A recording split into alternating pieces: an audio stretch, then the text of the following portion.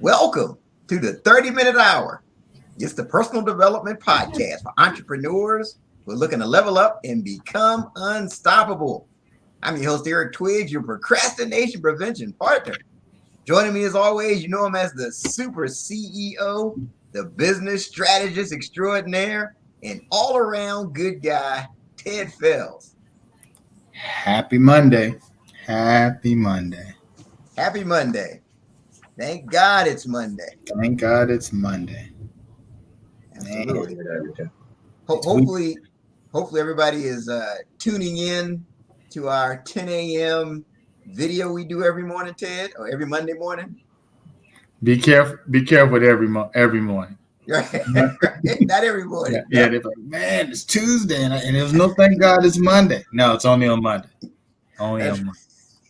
Don't look for thank God it's Wednesday or Thursday. We just try to stay with Monday. That's right.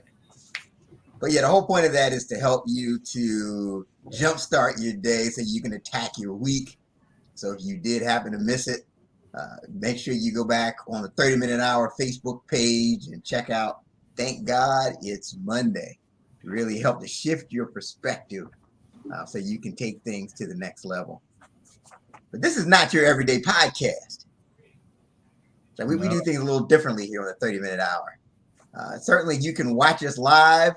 I see people are starting to join us now on Facebook, on LinkedIn, and on YouTube. We broadcast in all three places at the same time. And then later, this episode gets recorded and downloaded. And you can check us out on Apple Podcasts and Spotify and all of those great places.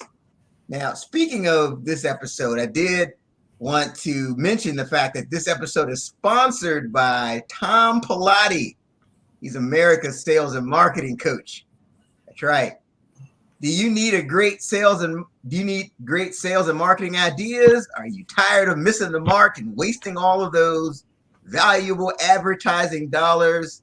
And it's time for you to give Tom Pilati, the godfather of brilliant sales and marketing ideas, a call. That's right. All listeners today, all viewers, you're eligible for his no-nonsense 30-minute consultation. If you just tell his office that Eric Twiggs told you to call. And it's game on. The phone number is 770-256-9770. That's 770-256-9770. Shout out to our sponsor, Tom Pilati, America's sales and marketing coach.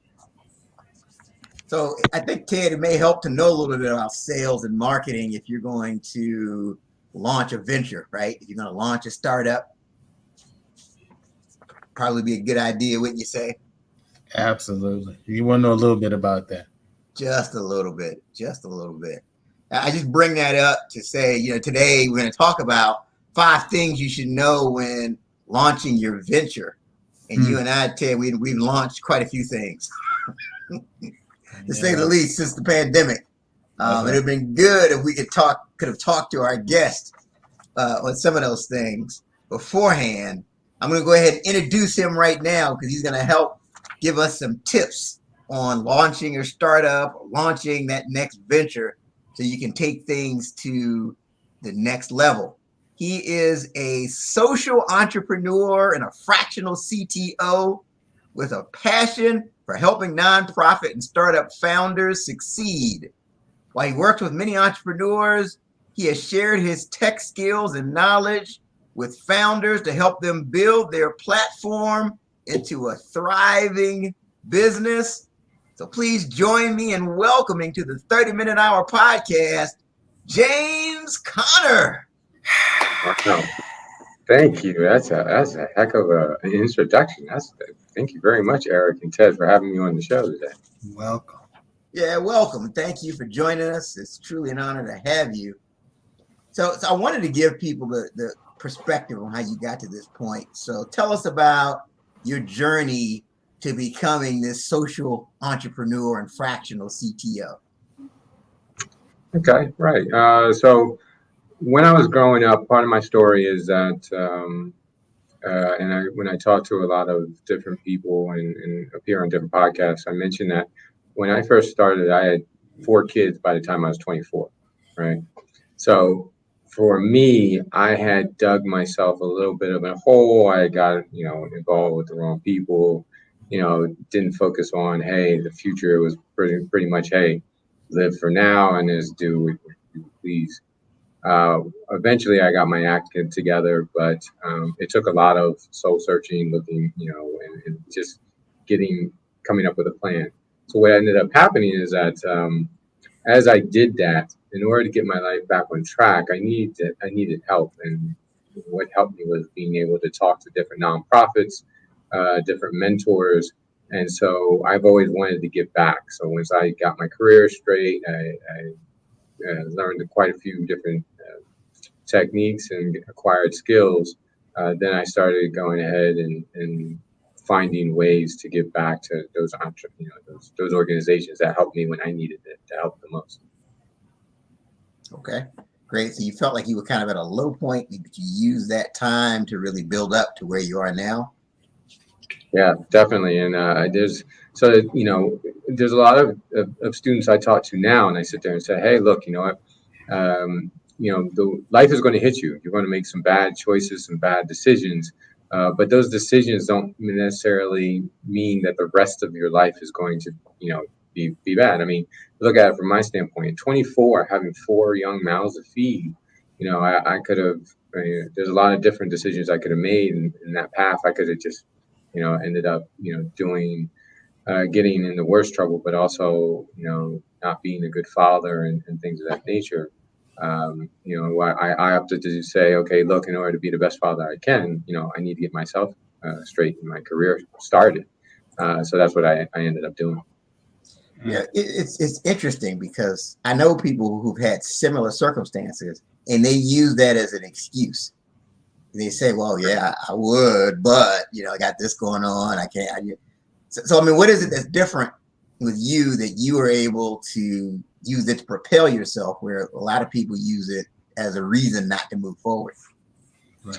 Well, one of the main things that I decided is that I was in college. I was in college during the time that I was having my babies, and I decided to stay in school. I made sure that, and I had a good support system. Hey, graduate, don't quit, don't, and it was hard because I ended up saying I need to find a job, obviously. So I had to find a full-time 40-hour job that could help pay the bills, but then also going to school full-time. So you just have to buckle down and say, all right, there's no time for partying. There's no time for playing video games all day. It's just, hey, let's get to work. Let's put the hours in that are needed to get this done, and then graduate, and then go from there. But even graduating was, a different story in of itself, because, I graduated and there wasn't like it was a whole bunch of people lined up to hire me. It took a year before I could finally find a job and an opportunity that will actually allow me to get into the tech industry. Okay, so you got into the tech industry. You're a fractional CTO. For the benefit of our followers, can you explain exactly what a fractional CTO is? Mm-hmm. Yeah, so I've been working with a lot of different startup founders and nonprofit organizations for the last, I would say, 7 or 8 years. And what happens is a startup founder will come talk to me and ask me about different questions. They'll work with us, and I'll give them ideas. I'll give them advice. There's plenty of people that reach out to me on LinkedIn. They connect with me and say, Jim, can I get 30 minutes of your time? I just need, I just want to pick your brain, and I'm all for it. And so what happens is some people will ask me to ask me for my time, and then they'll come back to me a couple months later, says, Jim, I took all your advice. I took what, I usually tell people, these are your next steps. This is what you need to do.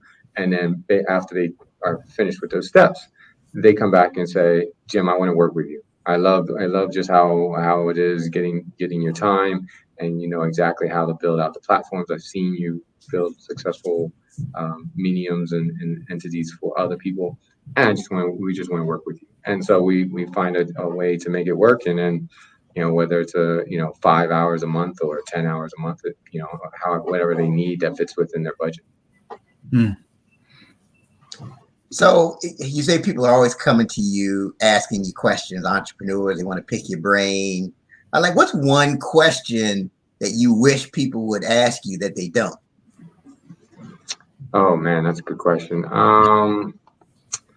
I would ask. I would hope that they would say, "Hey, how can I validate my idea?" Or because a lot of people come to me with an idea, Jim. This is what I'm thinking of doing, and they not necessarily they've looked to see if there's something else out there. If there's an existing service or tool out there, but they haven't actually validated that idea. Okay, so they say, "Oh, my idea is a little bit different from this, this service that's existing now," and they actually haven't done the work to sit there and say, you know to actually get feedback, see if people will actually buy, pony up the money to for this service.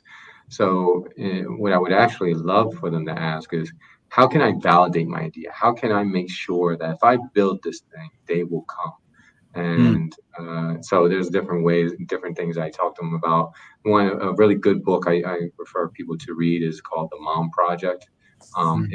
It's a really good framework for how to take your idea, find ways to ask people open-ended questions, and then from there you can get an idea of where'd your service accommodate or solve their problem.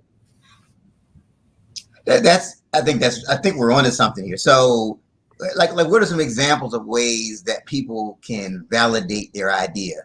Like they're looking to start a business. They have a passion, but we want to make sure that the market is interested in it. I mean, what are some ideas, ways that can be validated?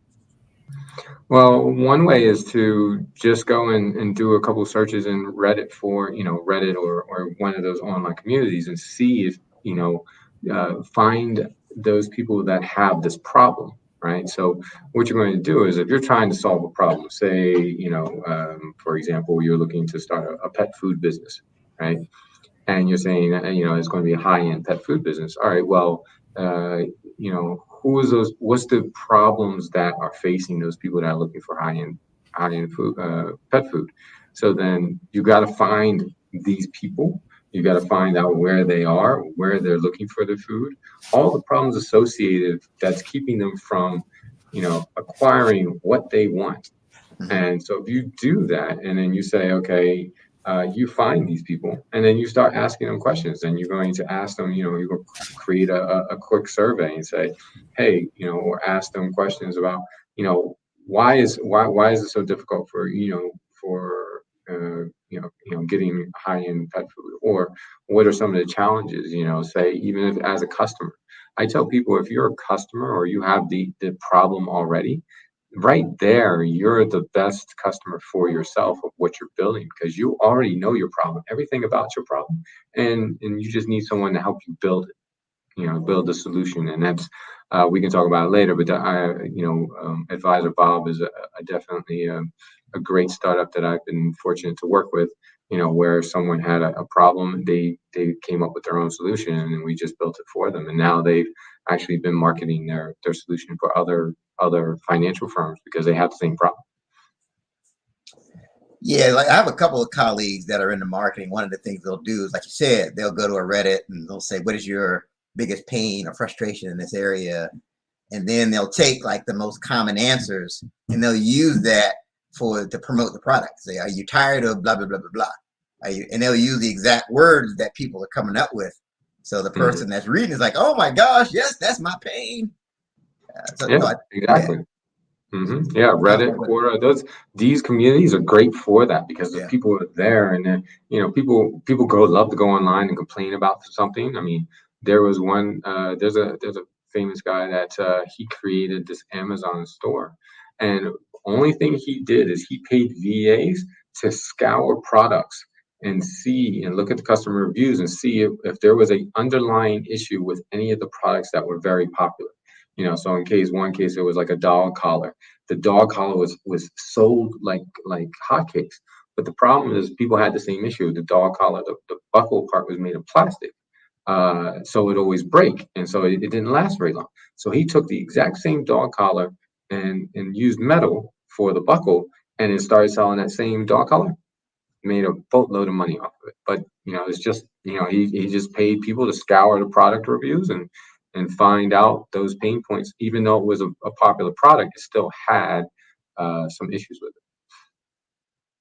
Great. So we're talking to James Conner on the 30-Minute Hour podcast. Those of you that are joining us, feel free to comment in the comment section. You can put your questions down there. We can get them answered during this episode.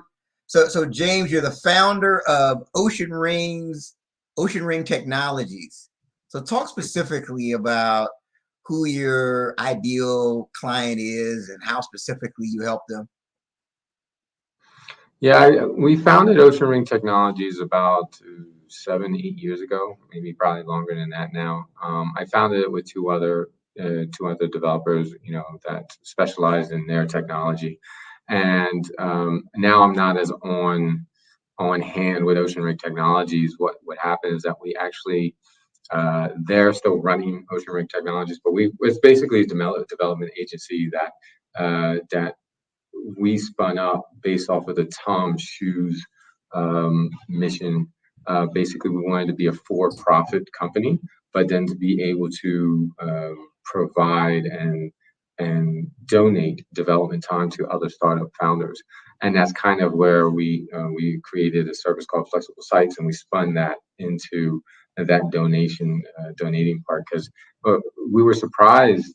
I mean, granted, if you tell anyone, hey, we're giving away free donated development time, people line up around the block, and that's just what happened. We were working with small businesses and saying, okay, we're taking a cut of our profit and then donating it to nonprofit organizations for free.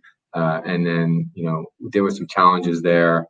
Some things didn't work out, but what we did is, like I said, we spun up a nonprofit. We're turning it into a nonprofit now, called Flexible Sites, where we can help startups and nonprofit founders, get the tech support and the tech assistance that they need without getting cheated or burned by some of these development agencies that are out there that don't always have your best interest in hand. Awesome. Yeah, I want to get more into Flexible Sites here a little later. I know that's something you created to help. But I want to get into the meat of this episode, which is the 5 things that we should know when we're starting our next venture. Mm-hmm. So what's number? Let's start with number 1. What's the first thing we need to know? We have this venture, this startup we want to start. What's the first thing that we want to know? The first thing I ask them is that, where's your line in the sand? So when I'm talking to a potential startup founder that's looking, I'm saying, okay, what's the overall big picture? From, obviously, we always ask, okay, if this is successful, right? Are we going to sell? Somebody offers us $50 million or $100 million. Where are you going to do? What's your decision going to be? But I always say you should look the other way, right? It's almost like a prenup. You don't want to go into a marriage, on a bad foot, but the prenup is just there for safety, right? So I always sit there and say, mark the line in the sand. How much money or time are you willing to provide to your idea, for you say, you know what? No, I gave it enough time and enough money to it. This is my line in the sand. I'm not going any further than that. So I always tell people you need to start off with that route process first. Number 2, I would definitely say is time is money, but not in the sense that obviously everybody knows time is money, but in the sense that that how important is your time based off of how much help you want. And in that regard, here's my point. Say you have an idea to build a basketball website, based off of, whatever it is, tracking some stats or something like that. Now, you could build it yourself using Wix, Squarespace, or no code, but each of those options, right, are going to take a majority of your time, right? You could sit there and say, okay, well, I don't have that kind of time, Jim. I would have a full-time job. So then you say, okay, then fine. Then you want to hire someone on, a team on. So do you hire just one developer, or do you hire a total agency to handle that part? So as you say less time, you're going to use less of your time, then that means your money, your expenses are going to be higher because you're going to hire someone else to do that work, or maybe a team to do that work. So it gets more and more expensive over time. Number 3, I would say. So before, hang on. So first you said, where's your line in the sand, right? Mm-hmm. That's what you need to know. And secondly, time is money. You know, how much time are you willing to put in? I know. So I wanted to get Ted in on this. That's the strategies which you do. You're the whiteboard person. Kind of. What are your thoughts? Yeah, I mean, I'm just thinking, in most situations, you kind of start off with as is, where you are right now, and then kind of, think about where it is you want to go, and that be your to be, and then you come up with a roadmap between that, and I think you keep it simple. Like you keep it simple. It doesn't have to be a full out business plan or anything like that. It can just be some bullets on a piece of paper up on the wall. This is where we are. This is what we're doing. This is what's working, and what's not really working. And then you think about where it is you want to go, and then come up with that that plan to get you from point A to point B. Great. Okay. So yeah. So yeah. Where's your line in the sand? Time is money. What's next? So, and just to, because that was spot on, because that was one of the other ones. It's number 4 on my list, but it's basically, don't try to build everything, right? Keep it simple. You don't need to build every single feature. You just find that one feature that's going to solve that problem, and people are going to come to you regardless if it has all the bells and whistles. If it solves a problem or helps them save time, people are going to definitely use your service or product. So, I mean, at the end of the day, just focus on that one thing that's going to make a difference for your customer, and then build that, and then go from there. But the other thing is number 3, is to always is to find someone, a mentor, or someone that's launched a venture before as well. So that really helps. I mean, even if they didn't sell that venture and it wasn't super uber successful, if you go to some of these other communities and they say, hey, I've built like 5 startups, or I've built a couple of businesses, business ideas, and they've turned into actual passive income. You want to pick those people's brain. You want to get to know them, learn their habits and things of that nature. You two are very good examples of that. People that would reach out to and say, hey, I'm looking to build this thing, and I would love to keep in touch and for you to give me feedback. Because I mean, I know a couple of people that all they do is they sit on boards of startups as advisors, and they get some equity into it. But all they do is really, they just provide insight and say, hey, where are we at this quarter? Did you meet your milestones and goals? And then go from there and ask more questions based off of that. Yeah, help me out with this, James. Why is it? Because I feel like this is one of the most skipped steps as far as finding a mentor, as far as finding someone who's accomplished the venture that you're trying to start. Why is it that so many entrepreneurs skip this step, in your opinion? It's hard for some people to ask for help. At the end of the day, right? You're reaching out to someone that you don't really know, you're always sitting there thinking like, people aren't going to want to help me. They're too busy. They have their own time. For me, when I come on a podcast episode and I'm telling people like, hey, people reach out to me all the time. They just shoot me a message on LinkedIn. Jim, can I get you 30 minutes? They're kind of surprised when I sit there and say, sure, just grab a time on my calendar and let's talk. Let me hear what your idea is. But it's hard for people to come around and say, I don't know if I should want to ask that person. I always tell people like, I used to want to do things, and it's my dad, right? But I would hate asking my dad to go do something. And I would just do it and avoid it like the plague. But every now and again, you work up the courage. But the worst thing that somebody can say is no, right? It's not like my dad was going to get mad and yell or something like that. He's just going to be like, no, I don't think so. But just that fear of him saying no was enough to be like, no, I don't need to go that bad. So. Yeah, amazing. I just think one of the key things that Ted and I find that the successful people have in common, they always mention mentors. They always come on here and say, hey, you know what? I meet with mentors. They really help. So hopefully that's a takeaway that people are remembering from this episode. So we said we need to know, number one, what your line in the sand is. Number two, time is money. Number three, you need to find a mentor. Number four, just keep it simple. All right, what's next? We're rolling now. Well, the fifth one is just to know that not every startup succeeds. People go in with that mindset. They read everything. I mean, I can't tell you how many people have reached out and said, Jim, this lady is making $10,000 in passive income doing this, such and such. I'm like, yeah, but there's like 1,000 other people that they tried the same thing and it didn't work out. You have to go in. It's not about whether you succeed or not. It's about the journey. Okay. And I tell people that not every startup succeeds, not in the fact that, oh, you shouldn't start. Like, no. Go ahead. Try to start your own business. Try to go and do your own startup. It's just a matter that if it doesn't succeed, make sure you get something out of it. Make sure you learn that you're going to learn a lot of skills as a startup founder. Even if it doesn't go on to make millions of dollars, you're going to acquire skills that you wouldn't as just from a day-to-day job. You're going to wear different hats. You're going to wear a marketing hat. You're going to make business decisions.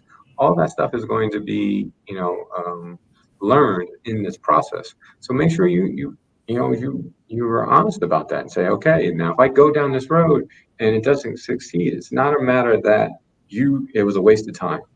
Trust me, it's not a waste of time. You get better, you learn, you grow, and it's fun being, to me, it's fun being in an uncomfortable situation sometimes, because that's where you actually grow the most. Yeah, I think that goes back to your mindset.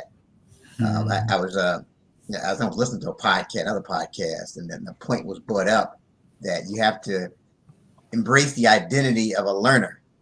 And then so if you just say, so that way, if you come across failure, you're like, okay, what can I learn from this? Right. As opposed to just feeling like you're totally defeated when things don't go your way. And who knows, the next venture could be the venture that you make the big money because you learned from the previous venture. So we're talking about failures and setbacks. I mean, you've been successful, you've been doing this a while. But James, what's something right now about business that's still hard, that was hard when you first started? It's dealing with doubt, I would say, for me. You question, we make business decisions. Unlike Ted, he makes a good decision every time. But for me, I'll go back and I'll be like, man, was that the right decision? Maybe I should have gone the other way. And you just have that doubt, and that you just question yourself all the time. And after a while, you just sit there and say, hey, I'm just have to let the chips fall where they may be. But for me, it is hard to not kind of go back and just doubt myself and be like, man, that decision, even if it works out in the end, you're just like, oh man, thank goodness it worked out, because that I don't know if I would made that decision again. But that's one of the things that I have a trouble. Yeah, that's very interesting. Yeah, you're right. You hit the nail on the head with that one. Ted gets it right every time. I'm like, man. I wish I got it right every time. But that's the one thing about being the leader is you got to do something, right? You got to do something. The buck stops at you. Everybody kind of comes to you when they're stuck. Who do you go to when you're stuck, right? You just make a decision. You make a decision. You kind of weigh, the options or whatever, and then you make a decision, and preferably you make the right one, or to be another one that you'll learn from. And this is where the mentor part comes in again, right? When you have those decisions, it's great to be able to reach out to your mentor or your support system and just say, hey, look, this is a decision I got to make, or this is the situation. What would you do based on your experience? And this is part of the learning aspect. And it's the other thing about the startup. If it doesn't succeed, right, the people that you meet along the way, it's worth it as well, because some friendships are built off of just the situation, and at the same time, like Eric said before, this startup doesn't work out and you go on to do another venture, 2, 3, 4 years from now, and you reach out to that person and say, hey, I got another idea. That person might be right there again to support you and help you make that startup succeed. Great. All right. So we got the five things you need to know when you're launching your next venture. So hopefully people were taking notes.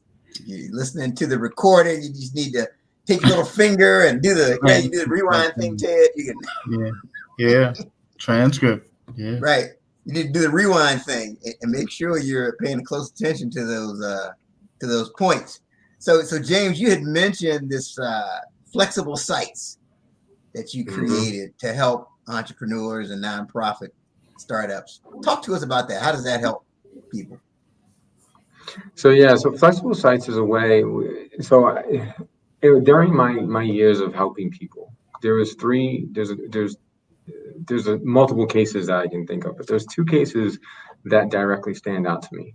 So one woman founder that I talked to, she had worked with a developer, reached out to this developer, and the guy said, yeah, no, I can build that, right? And he gave an estimate of $60,000. He says, before I can build this, I need $30,000 upfront as a deposit. $30,000, a lot of money to a lot of people. So, but she said, okay, this is my savings. So yeah, I believe in this project, putting $30,000. And the guy developed, showed her the demo and developed it, yada. So once the project got to a point where it was almost finished, she said, okay, so now can I have another person that's going to come and look at everything on our end? Do you mind them looking at the code? And he said, well, if I give you access to the code now, you can just take it and then I get left in the dark, which does happen, that's why we need contracts and NDAs and all this stuff. But so she said, okay, well, I'll pay the rest of it. So she paid all the $60,000 and then, and the guy gave the guy access to the code. And the code wasn't anything. It was smoke and mirrors. It only did what the use cases that she wanted. So it didn't really do anything. It was just like, oh, you want this to look like, this is what you want it to look like? Yeah, I'll make this blink orange and I'll make this blink blue. But it wasn't actually any logic or anything like that. So she paid $60,000 for nothing. Then she was introduced to me, and so what we did is we said, okay, well, we're going to help you out. We're going to build everything. So she spent $60,000. If she would have went with like a flexible site, she probably would have only spent like $6,000 in total. We specialize. The nonprofit that we're creating is a way for startup founders and nonprofit organizations to say, if you can always build a site yourself. You can build it for Wix. If you have a nonprofit, you got Wix, Squarespace, you do no code. You have a lot of different options that if you're just wanting to do something very simple to put a website up. But if you ever start getting to that point where you're like, okay, well, we could hire a developer in-house, or we need to go hire a team, then that's when we tell people go check out flexible sites, because then really what happens is that we have a service that just allows you to save a ton of money, but able to update your site. There's WordPress and things of that nature, but it's a little bit more technically advanced than most people think. So we came up with a simpler way to be able to update your content, and we allow people to use our dashboard. They update their content, and then it shows up on the website. I mean, we've gotten lots and lots of different reviews and talked to people that really love our service. But at the same time, we wanted to make sure they also had access to people that would give them the right information. Like, hey, you don't have to spend this much money for that. Like, here's an alternative that they don't tell you about because it's a lot cheaper. There's we work a lot of nonprofits, and I sit there and say, okay, who are you using for your donation service platform? And they're like, oh, we're using this person or this one. I'm like, do you know there's a donation platform that's free that you don't have to pay anything for? And they're like, oh, really? Yeah. What is that name? And I tell them the name. It's Give Butter. Go out and check it out. And they don't have to pay for anything. They can get donations for free without any cut other than for the transaction fees.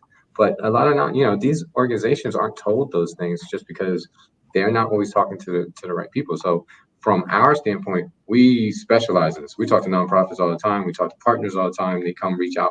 Hey, Jim, if you have a nonprofit or startup that's looking to do this, send them our way.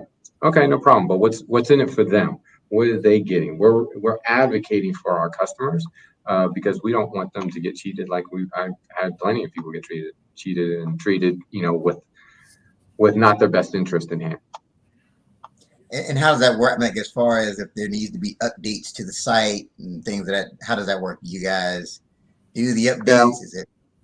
Yeah, we take care of everything. It's basically we build you a custom site, and then we take care of everything for you on behind the scenes.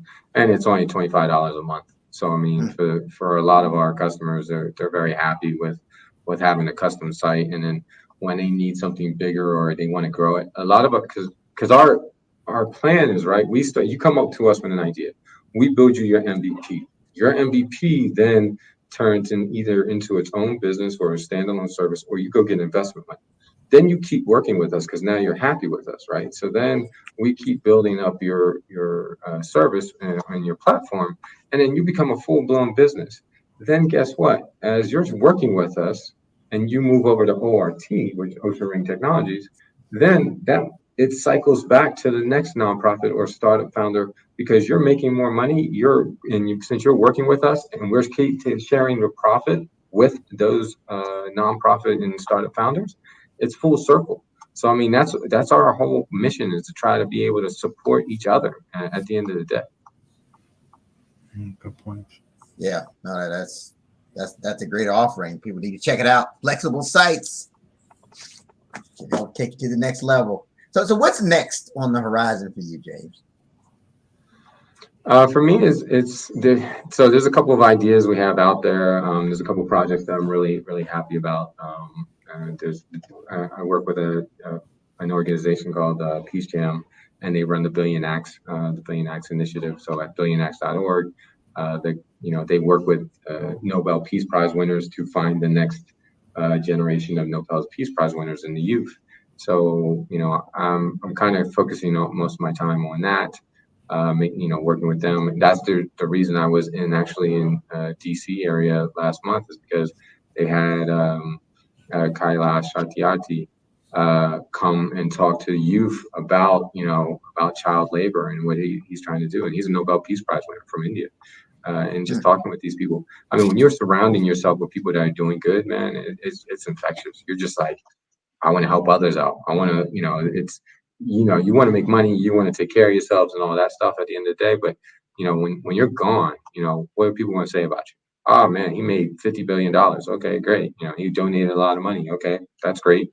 That is, a lot of people appreciate that. But at the same time, if you don't have a lot of money, how are you, what's your stamp on this world? So I want to feel like I made an effort to help make it better. Great. So now we are at the part of the show. This is Ted's favorite part of the show. We call it Write This Down. And this is where we each go around and suggest to the entrepreneurs who are listening and watching the one idea from this episode that they need to write down so they can level up. So James, you're the guest of honor today. So what's the idea from this episode that people need to write down to level up? Find a mentor. There's different ways to find a mentor. You can go to there's a lot of startup communities out there, that have different segments, whether you're a Black and brown founder, if you're doing something in AI, if you're doing something around mental health. There's a lot of different startup communities out there, Slack channels, Discord, LinkedIn groups. I mean, you just have to find your people and then find others that are a few steps ahead of you, because that's what a mentor is, right? A mentor is someone that's a few steps ahead of you. We're not talking like Elon Musk or Bill Gates or somebody like that. We're talking about someone that's maybe 2 or 3 years where you want to be, and you say, hey, how did you get there? And what were the steps that it took to get there? Those are the people you need to reach out to and follow and get to know, to see what their habits are, what decisions do they make, how did they set themselves up to succeed. That's excellent. Find a mentor. I think that's a great thing to write down. All right, Ted. Um, I just think it kind of goes back to the whole thing around the journey, right? Everyone's journey is different, so when you're talking to mentors and you know and coaches and you're reading and you're getting all this information, and sometimes it seems like information overload, but just know that it's all about the journey, and your journey is different, and it may, your GPS to get you to where you're trying to go may be pieces of stuff that you got from multiple places, right? That you're going to find out is going to be the best way to get you to where you need to go. And then also, all information that you get, you don't have to take it,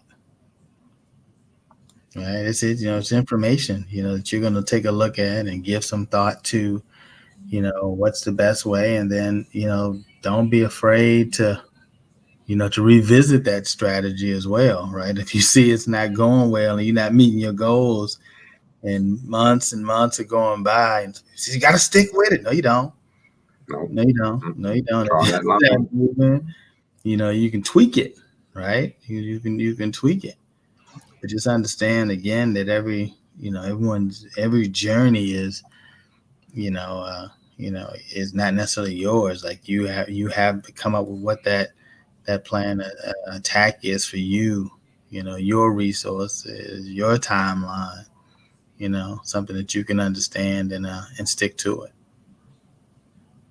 I think that's great. And I think a lot of times we get into this whole comparison game. Yeah. And it gets to a point where it's unhealthy, because in the reality is you're almost never comparing apples to apples. See, sometimes you're comparing to something that is not. It's almost like social media, right? Right. You look out there and if you look at everybody's doing great, got all these cars, all this stuff, and you don't know that they might not own any of that stuff. And so what people share with you, oh yeah, we did all this quarter and da da da da. Oh, okay, well, can we partner with you? Well, no, we can't. I thought you had it going, like money was just oozing out, right? Like you just had it going. But, yeah, when you ask them for some of it, you'll see that story turns pretty quickly. Yeah, man, there's so many different startup journeys. I tell people, is another thing I could have wrote is, hey, look up the failures. Forget all the stories that you see as success. Look at the failures and stuff, like, and then at the end of the day, right, when you see someone succeed, there was a lot of work that went into it. Like right now, I'm a big reader. I read a lot of books, and it doesn't matter what kind of book. I tell people read whatever you want, but I read fiction. But the book I'm reading right now is Creativity, by one of the founders of Pixar, and just to read that story of how Pixar almost did not become Pixar, in the way that they had to battle through to actually get to where they are, is an amazing story. But a lot of people won't be like, oh, they had a great idea. They're going to use computers and to make movies but at that time, people were they're like, no, computers, no, we're drawers, we're artists, we're going to draw. Nobody uses a computer to make movies, which is absurd now that we're in this time period. But it's a great book because you just read that Pixar is a huge company and they almost did not happen. Yeah, but we look at we see the glory side of it, right? And we look at we go into these things with rose-colored glasses, saying, "Oh yeah, I want to be that." But are we willing to go through what he or she went through to get to that point? Yeah. And I think a lot of times, if you knew the true story, you'd be like, "Oh, that's okay. I'm good. I'm good. I'm good right where I am. Never mind. Let me get back to work. Yeah. And that's the other thing. I tell people, I'm like, look, the startup world is crazy. It is absolutely, and you guys know, it is absolutely bonkers. And I sit there and I tell people, look, as a startup founder, you're trading in the 9 to 5 for a 7 to 7. It's more hours, less money. You're just going on the hope that this thing is going to succeed and you're going to have a better life and things of that nature. I said, there's no problem. There's nothing wrong with being an employee working for a nice company. They treating you right. You're getting fair compensation. Okay, do something on it. Have a side project. You don't have to quit your job to do something, to start it, to actually build a startup. You can do a side project and get a pretty nice startup going. But, some people are just like, oh, no, I'm going to quit. I want to be 100% vested in this. And yeah, okay. All right. Good luck. But again, I think it goes back to that comparison, right? Because there's something that's called the survivorship bias, right? You hear about the people that do that. They started, like, was it Michael Dell started his company from his bathroom or whatever. But you don't hear about the people that are still, like, in the bathroom. Where the venture didn't succeed. You don't hear those stories. Go the person that dropped out of college and now they're a billionaire. You don't hear about the person who dropped out of college and now they're still living with their parents. Yeah, and that's the Mark Zuckerberg story. Everybody sits there and says, hey, he dropped out of college, started Facebook, and but he's Mark Zuckerberg. You know how smart that man is? Like, that's a totally different beast. Yeah, absolutely. Now, these are good comments. Can't play the comparison game. You have to focus on your journey. So my piece for this segment has to do with, James, you were talking about validating your idea. And I had this mentor back when I was really active in Toastmasters, and I wanted to be the world champion of public speaking. And he was the world champion of public speaking that particular year. And I was talking to him, I'm like, man, your content is just great. What do you do?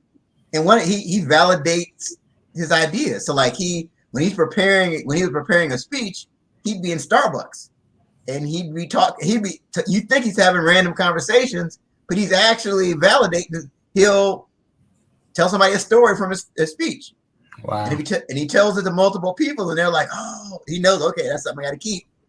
And, if they don't react at all, he knows to take that out. Wow. And I got in that habit eventually where I'm just having common conversations, or even I would post things on, social media that seemed like it was random, but there were things I'm going to put in my presentation. I know if everybody just like, that's something to consider, but I think it's very important that you have a system to validate your idea, right? Because we all have things we think are great ideas, but the market may not agree with you. Yeah. Right. And I think when in doubt, you have to side with the market.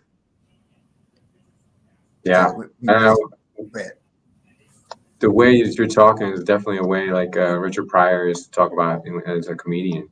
He would try different jokes. He would just go to a club and just get up on an open mic and just start joking. If they laughed, hysterically, he was like, all right, we're keeping that one. Right. But if one, and it wasn't always like, oh, this is a really good joke. It's just a delivery. Like he was like, no, it's just a bad joke. Like, he just needs to go into another one. Yeah, for sure. But I think that needs to be built into the process. That I need to get feedback. And I mean, I'm a part of this National Speakers Association network. And we would have meetings, and I would have verbiage for content that I thought was a great idea, and I'd put it out there, and they would be like, what about this? And then I would go with that, and then So it's always good to test things and not just kind of go out there. So I thought that's a great point you made earlier. Make sure you have a way to validate your idea before you're just all in with the investment. Yeah. There's a quick way to spend $10,000 and be like, I could have sworn this was going to be a great idea. Like, I've heard that so many times. Like, yeah, you're not the first, and you won't be the last. Sure. Yeah. Sure. So, James, this has been an awesome episode of the 30-Minute Hour podcast. Thank you for sharing all the things you shared. How can the people connect with you? They can look me up on LinkedIn. I'm not a big social media person. I'm not on Facebook or anything like that. But on LinkedIn, there's plenty of people that I've been able to connect with and learn from, and so it's LinkedIn is the best way. You just go up there, send me a connect, say, mention, hey Jim, I saw you on Eric and Ted's show, 30-Minute Hour podcast, and I'd really appreciate your time, or just thanks for the insight, anything like that. So I'm always looking to connect with well-rounded people, and at the same time, I always live by the mantra: you don't want to be the smartest person in the room. If you're the smartest person in the room, you're in the wrong room. You need to go to another room And so the only way I want to learn and grow is to be around other people that are much smarter than me. So That's a good point. Iron sharpens iron, for sure. exactly. All right. Man, I just feel a little bit more intelligent. And just having James and Ted on this show, I'm like, man, this is just. Oh, thank you. I would love to pick Ted's brain at some I'm point. telling you. Look, whenever, I think we all, like I said, it's always like a potluck, right? Everybody's bringing a dish. We all bring our experiences and what we've read and what we've seen, and I think that it just makes for just a good, just helps everybody else to get to that next level. You just got to be open to just talking to other people, but whenever to talk. For sure. For sure. Okay, everybody, don't forget to share the show. Share the show. Definitely. Absolutely.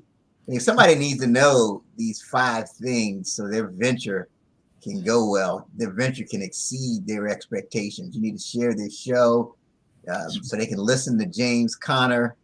Don't forget to go to Apple Podcasts and Spotify so you can listen to the replay of this episode and catch all the nuggets that he dropped. That's our show for this week. Until next time, have a great one. Good one. Thanks, guys, for having me on the show. No.